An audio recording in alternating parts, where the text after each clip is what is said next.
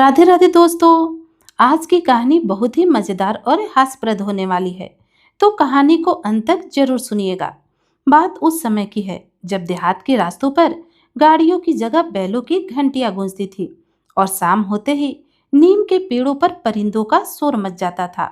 इसी चौपाल वाले बड़े गांव के मुहाने पर ठन ठन पाल बनिया की बहुत बड़ी हवेली थी।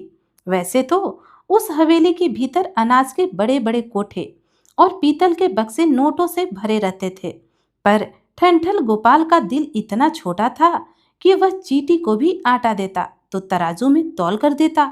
गांव के लोग कहते थे कि ठनठन पाल के हाथ से अगर गलती से भी पानी जमीन पर गिर जाए तो वह उसे भी वापस समेटने की जुगत लगाने लगता था। उसने अपनी जिंदगी में कभी किसी को एक भी ढेला मुफ्त नहीं दिया था।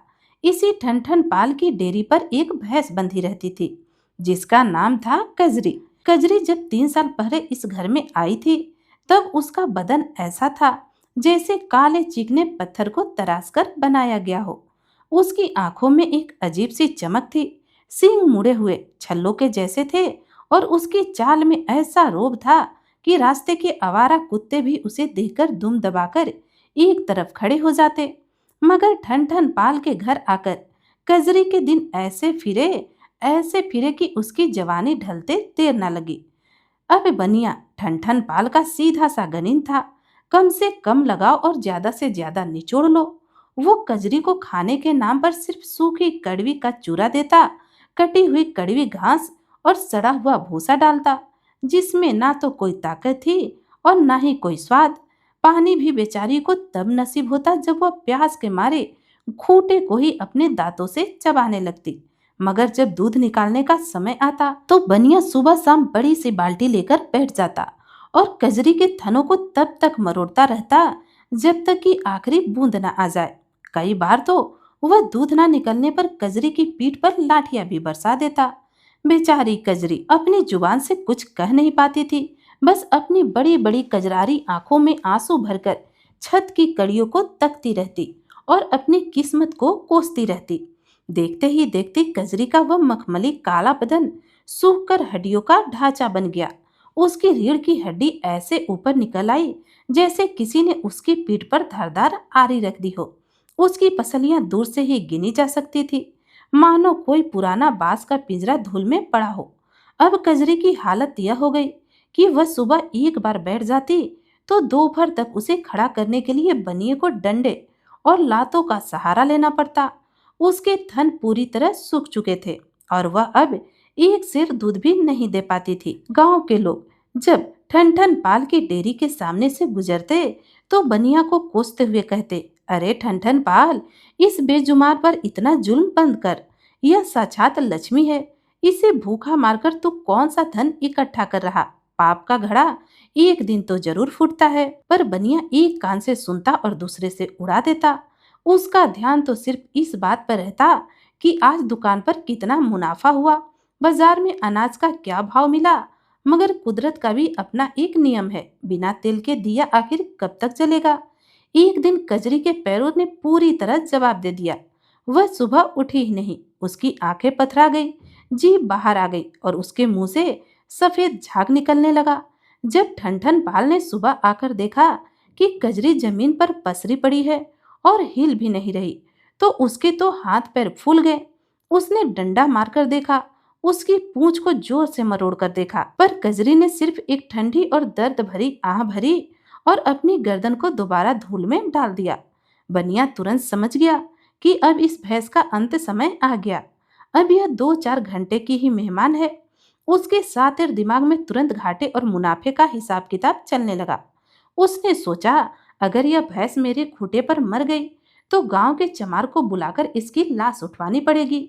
वह पैसे अलग से मांगेगा और ऊपर से पूरे गांव के लोग बातें बनाएंगे सो अलग। इस मरियल और अधमरी भैंस से अब कोई फायदा नहीं होने वाला।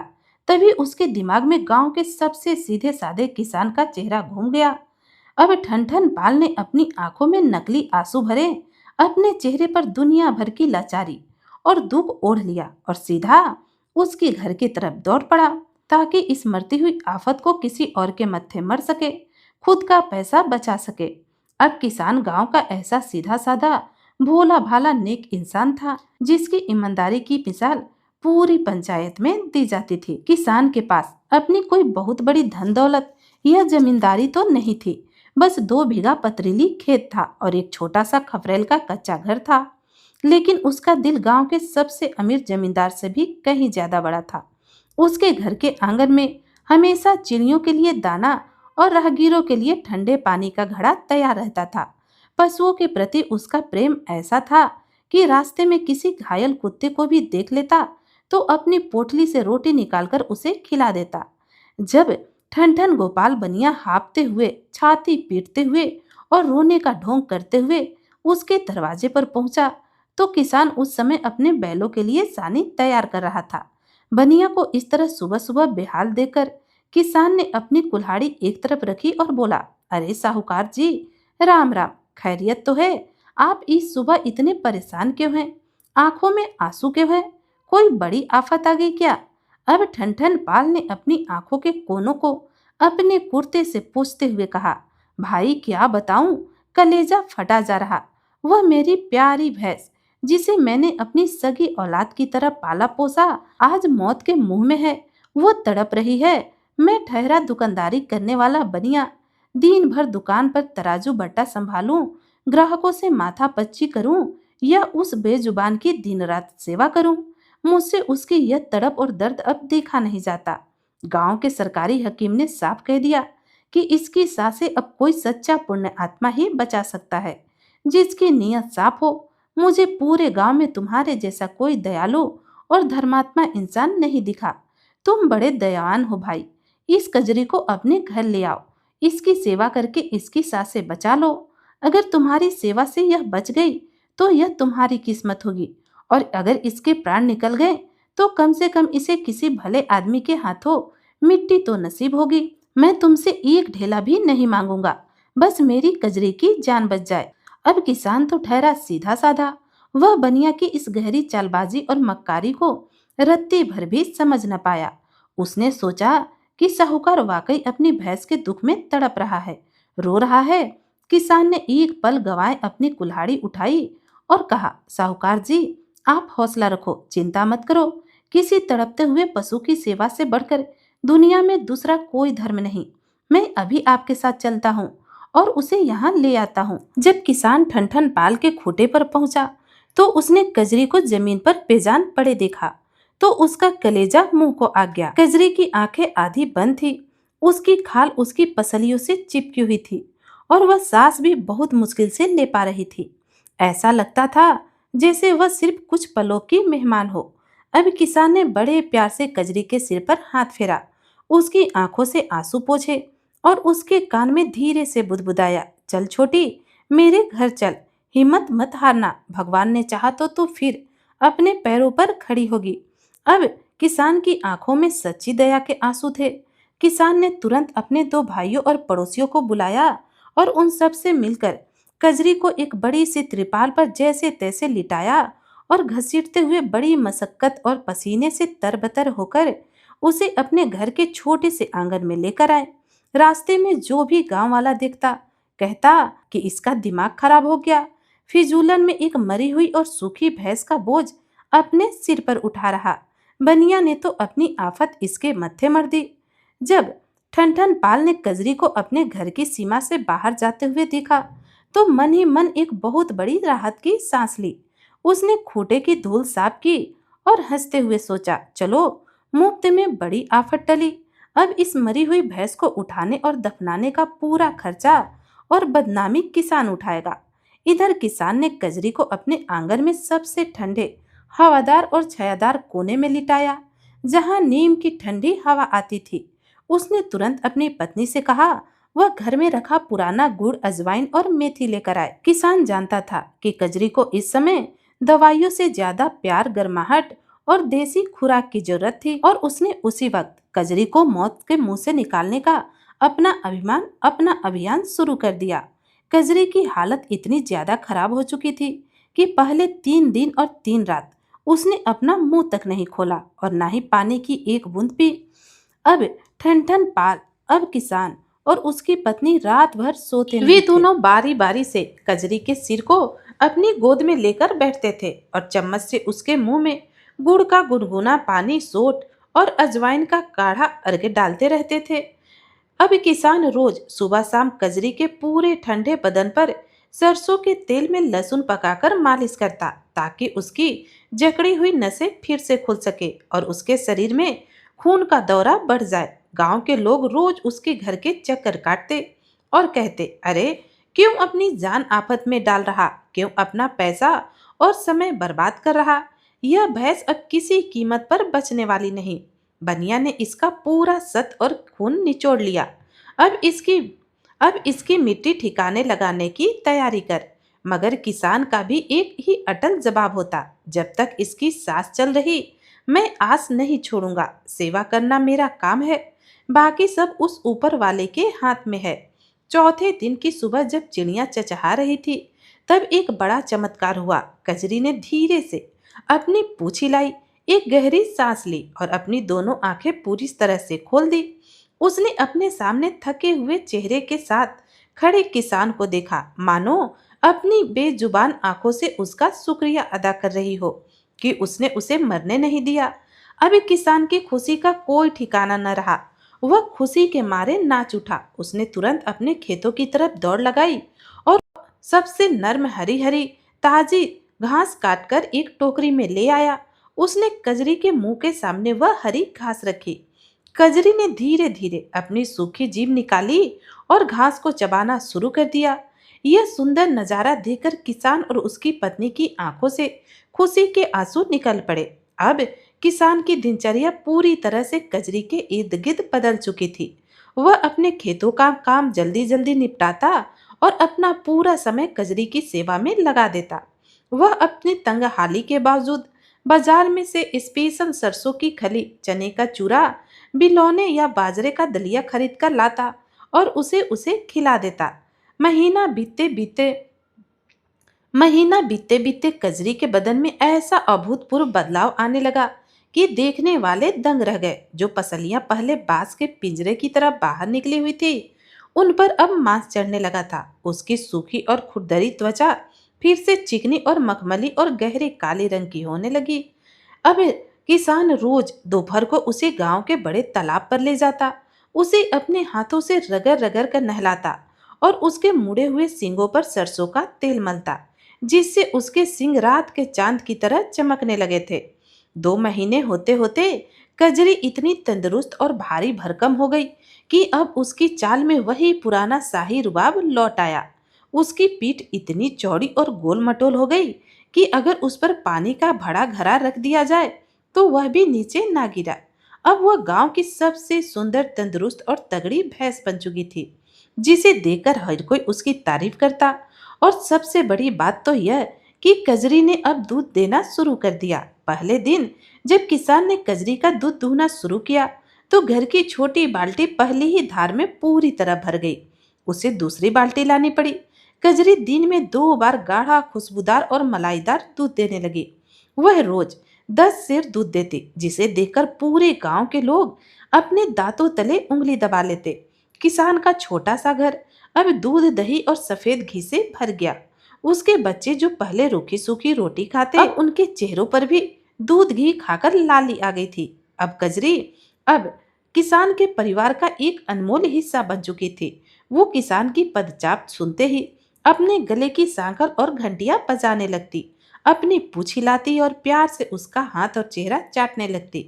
अब किसान की सोई हुई किस्मत पूरी तरह बदल चुकी थी, पर इस बदलती किस्मत की तेज चमक गांव के दूसरे छोर पर अपनी अंधेरी हवेली में बैठे एक लालची और कपटी इंसान की आंखों में भयंकर तरीके से चुभने लगी थी। कहते हैं कि कोयले की दलाली में हाथ हमेशा काले होते हैं और एक लालची इंसान की गंदी नजर कभी दूसरे के घर के सुख और बरकत को बर्दाश्त नहीं कर सकती।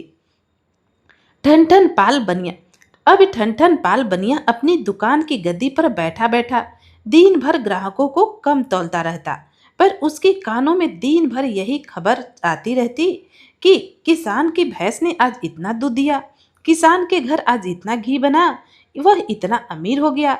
जब गांव के लोग दुकान पर आते और उससे हंस हंस कर कहते, अरे साहूकार, तुमने तो साक्षात कामधेनु लक्ष्मी को अपने हाथ से मुफ्त में गवा दिया। देखो, आज तुम्हारी छोड़ी हुई मरियल भैंस के कारण उसके दिन फिर गए। उसका घर सोने जैसा चमक रहा तो बनिए के पेट में मारो जहरीले मरोड़ उठने लगते। उसकी रातों की नींद उड़ गई और दिन का चैन पूरी तरह गायब हो गया। वो रात भर अपनी मखमली सेज पर करवटें बदलता रहता और सोचता रहता कि जो भैंस मेरी थी, जिसके दूध पर मेरा हक होना चाहिए था, उसका मजा वह कंगाल उठा रहा। उसका लालच अब गहरे गुस्से और ईर्ष्या की आग में बदल रहा था। लालच जब किसी इंसान के दिमाग पर पूरी तरह हावी हो जाता है तो वह लोक लाज, शर्म और हया सब कुछ भूल जाता है। अब वह ठनठन पाल ने ठान लिया कि वह अपनी भैंस वापस लेकर आएगा। उसने सोचा, अगर वह सीधे जाकर किसान से भैंस मांगेगा तो उसे वह साफ मना कर देगा और गांव के लोग भी उस पर थू थू करेंगे कि मरती हुई भैंस देकर अब अच्छी होने पर वापस मांग रहा। इसलिए उसने एक घटिया चाल चली। उसने गांव के कुछ नामी लठैतों और आवारा लोगों को अपनी हवेली के पिछले हिस्से में बुलाया। खूब सारे पैसे दिए, कीमती कपड़े दिए और अपनी मूछों पर हाथ फेरते हुए उनसे कहा कि तुम सब लोग कल सुबह तड़के मेरे साथ उसके घर चलोगे। जैसे भी हो, लाठी के दम पर हमें वह भैंस वापस अपने खूंटे पर लानी है। अगर वह सीधे तरीके से रस्सी नहीं छोड़ेगा तो तुम लोग उसकी और उसके भाइयों की हड्डी तोड़ देना। इस गांव में किसका दम है जो ठन ठन पाल के रसूख और लाठी के सामने टिक सके। अगले दिन सुबह जब पूर्व की दिशा में सूरज की पहली लाली किरण अभी धरती पर पहुंची ही थी और चारों तरफ कोहरा छाया था। अब किसान उस समय आंगन में बैठकर भैंस का दूध धोकर बाल्टी हटा ही रहा था। तभी ठन ठन पाल बनिया अपने 4 खूंखार लठैतों के साथ उसके शांत आंगन में जबरदस्ती धमक पड़ा। अब ठनठन पाल के हाथ में एक मोटी तेल पिलाई हुई लाठी थी और उसके चेहरे में गुस्सा और अहंकार से लाल था। उसने आते ही भैंस के गले की मजबूत साकल को अपने हाथ में पकड़ लिया और जोर से चिल्लाया, ओए, अपनी यह दूध की बाल्टी उठा और पीछे हट। मेरी भैंस मुझे वापस कर दे। मैंने तुझे यह भैंस हमेशा के लिए नहीं दी। मैंने तो इसे सिर्फ कुछ दिन इसकी तारमदारी और इसके इलाज के लिए तेरे पास अमानत के तौर पर रखा था, क्योंकि मेरे पास दुकान से फुर्सत नहीं थी। अब यह पूरी तरह ठीक हो गई तो इसे मेरे खुटे पर वापस जाना होगा। तूने इसे अपने घर में रखने की कोशिश की तो मैं तुझे जेल भिजवा दूंगा। अब किसान अचानक हुए इस हमले से पूरी तरह सन्न रह गया। उसने अपने दूध से भरी बाल्टी एक तरफ रखी, अपने आंसू रोके और हाथ जोड़कर बहुत ही नम्रता से बोला, साहूकार जी, भगवान से डरो। यह आप क्या कह रहे? आप ही तो 2 महीने पहले इसे मरियल और अधमरी हालत में मेरे घर छोड़ गए थे और रोते हुए कहा कि यह मर जाए और रोते हुए कहा था कि यह मर जाए तो इसे मिट्टी में दबा देना। मुझे एक ढेला नहीं चाहिए। मैंने अपनी भूख प्यास भूलकर अपने बच्चों के पेट पर रोटी काटकर दिन रात एक एक करके इसकी जान बचाई। अब जब मेरी निस्वार्थ सेवा से यह अच्छी हो गई और दूध देने लगी तो आपकी तो नीयत ही बदल गई। आप इसे वापस मांगने आ गए। यह तो सरासर अन्याय और बेईमानी है साहूकार जी। मैं अपनी भैंस को नहीं दूंगा। लेकिन ठन ठन पाल पर तो लालच का भूत सवार था। उसने कहा, कानून और रसीद मेरे नाम की है। यह भैंस मेरी है। तूने जो 2 महीने घास खिलाई उसका पैसा मुझसे तौलकर यह ले लेना, पर भैंस तो आज मेरे घर ही जाएगी। लठैतों ने अपनी भारी लाठियां हवा में लहराई, जिससे किसान की पत्नी और बच्चे डर के चिल्लाने लगे। लेकिन किसान निडर होकर अडिग खड़ा रहा और उसने भैंस की रस्सी को अपनी छाती से सटाकर कसकर पकड़ लिया। शोर और चीख पुकार सुनकर आसपास के पड़ोसी, किसान और गांव के दर्जनों लोग भी लाठियां लेकर वहां इकट्ठे होने लगे और मामला बढ़ता देख गांव की पंचायत की तरफ बढ़ गए। अब किसान के आंगन में हो रहे भारी हंगामे और लठैतों की गाली गलौज को देखकर गांव के जिम्मेदार लोग बीच बचाव करने के लिए बीच में उतर आए। उन्होंने देखा कि लालची बनिया अपनी धन दौलत और ताकत के बल पर जबरदस्ती भैंस ले जाने पर तुला है और गरीब किसान अपने खून पसीने की कमाई और हक के लिए अपनी जान दांव पर लगाकर अड़ा हुआ है। मामले को हाथ से निकलता और खूनी रूप लेता देख गांव के सबसे बुजुर्ग, बुद्धिमान और न्यायप्रिय सरपंच वहां अपनी सफेद पगड़ी संभाले पहुंचे। सरपंच एक बेहद सुलझे हुए व्यक्ति थे, जिनकी बात राजा से लेकर रंग तक कोई नहीं टालता। उन्होंने अपनी भारी लाठी को जमीन पर जोर से पकड़ा और कड़क कर कहा, बंद करो यह गुंडागर्दी और तमाशा। ठन ठन पाल, तुम साहूकार हो गए अपनी दुकान के, पर इस तरह लाठी के बल पर किसी गरीब के घर में घुसकर मवेशी नहीं उठा सकते। और तुम अपना आपा मत खो। अगर कोई विवाद है तो इसका फैसला आज दोपहर को बरगद के पेड़ के नीचे पंचायत में होगा। तब तक भैंस यहीं रहेगी और कोई इस पर हाथ नहीं लगाएगा। दोपहर होते ही गांव के विशाल और सदियों पुराने बरगद के पेड़ के नीचे पूरी पंचायत का जमघट जुट गया और आसपास के 3 गांव के लोग भी इस अनोखे और चटपटे मामले को देखने के लिए बड़ी संख्या में इकट्ठे हो गए। चारों तरफ भारी भीड़ थी। पांचों पंच अपनी अपनी मखमली चौकियों पर बैठ गए और सरपंच ने पंचायत की कार्यवाही शुरू की। सबसे पहले ठनठन पाल को अपनी बात रखने का मौका दिया गया। ठनठन पाल ने अपनी चालाक, मीठी और मखमली जुबान का इस्तेमाल करते हुए पंचों के सामने हाथ जोड़कर कहा, पंच देवताओं, आप साक्षात भगवान के रूप हैं। न्याय की रक्षा करना आपका सबसे बड़ा धर्म है। यह कजरी भैंस मेरी अपनी है। मैंने इसे ही पिछले साल पशु मेले से खरीदा था। कुछ महीने पहले अचानक इसकी तबीयत खराब हो गई। मेरी बड़ी दुकानदारी के कारण मेरे पास इतना समय न था कि मैं दिन भर दुकान छोड़कर इसकी देखरेख करूं। इसलिए मैंने इसे कुछ दिन पास रखने के लिए इसे अमानत और देखरेख के तौर पर रखवाया था। अब जब मेरी अमानत ठीक हो गई तो इस गरीब किसान की नीयत डोल गई। इसके मन में पाप आ गया। यह मेरी कीमती चीज को हड़पना चाहता है। क्या किसी के धन पर इस तरह कब्जा करना सही है? आप ही मुझे मेरी भैंस वापस दिलवाएं। इसके बाद सरपंच ने भारी आवाज में किसान को अपनी बात रखने के लिए अपने सामने बुलाया। किसान ने पंचों और पूरी सभा के सामने अपने हाथ जोड़े और रोते हुए रुंध गले से कहा, पंच देवताओं, मैं एक गरीब किसान हूँ। झूठ बोलकर नरक में जाना नहीं मेरा काम है। जब 2 महीने पहले ठनठन पाल इस भैंस को मेरे घर छोड़कर गया था, तब इसकी सारी पसलियां बाहर दिखाई दे रही थी। यह हिल भी नहीं पा रही थी और मौत के कगार पर थी। इस बनिया ने खुद अपने मुंह से पूरे गांव के सामने कहा था कि इसके बचने की अब कोई उम्मीद नहीं है। यह मर जाए तो इसे गड्ढा खोदकर दबा देना। मैंने अपनी भूख प्यास भूलकर रात रात भर जागकर अपने बच्चों के हिस्से का दूध और अनाज बेचकर इसके लिए कीमती देसी दवाएं और खुराक खरीदी। मैंने इसकी जो तन मन से सेवा की, उसे मेरा पूरा मोहल्ला और पूरा गांव अच्छी तरह से जानता है। अगर मैं उस समय इसने अपने घर लाकर न संभालता तो आज यह भैंस जिंदा ना होती, मिट्टी बन चुकी होती। अब जब मेरी दिन रात की मेहनत और खून पसीने से यह फिर से जिंदा होकर दूध देने लगी तो साहूकार को लालच जाग गया और वह इसे अपनी अमानत बताकर मुझसे छीन रहा और इसे अपनी अमानत बताकर मुझसे छीन रहा।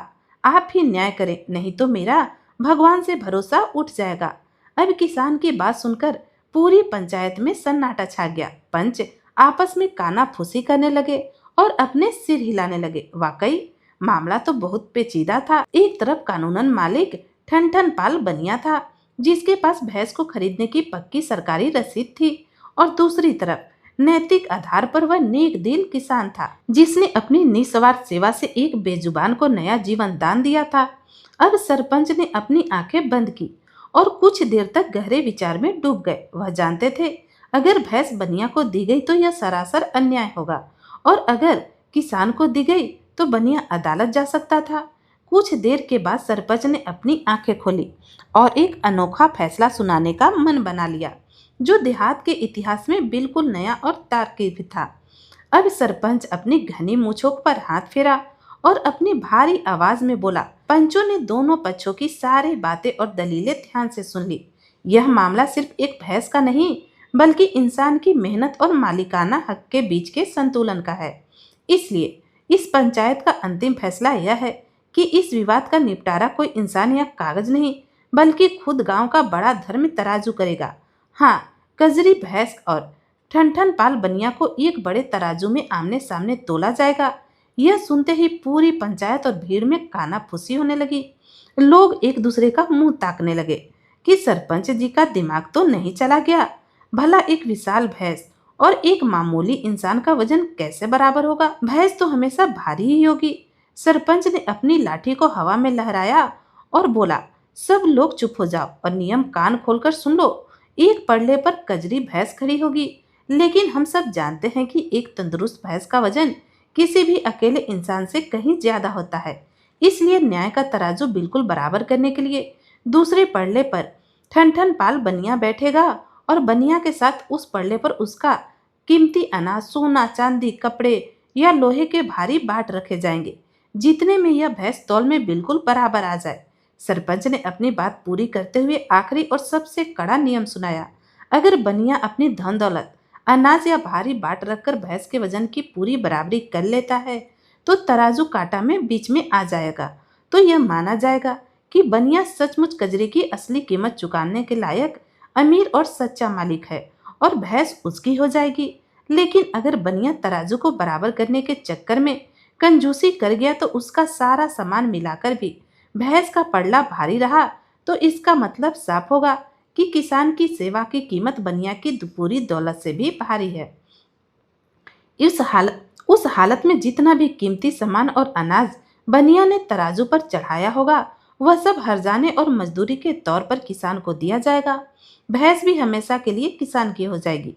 बोलो, तुम दोनों को यह मंजूर है? अब दोनों ने हाथ जोड़कर किया। अब किसान ने हाथ जोड़कर तुरंत बोला, मुझे पंचों का फैसला सिर माथे मंजूर है। इधर बनिया का सातिर दिमाग घोड़े की तरह दौड़ने लगा। उसने मन ही मन हिसाब लगाया, अरे भैंस को बराबर करने के लिए मुझे अपना बहुत सारा अनाज यह धर्म पड़ने पर रखना होगा। अगर मैं सचमुच की कीमत चीजें रखूंगा, हार गया तो सब लूट जाएगा। लालच ने उसके दिमाग पर ऐसा पलड़ा डाला कि उसने एक चालबाजी सोची। उसने सोचा कि चालाकी के बिना कुछ खोए हुए भैंस को पालेगा।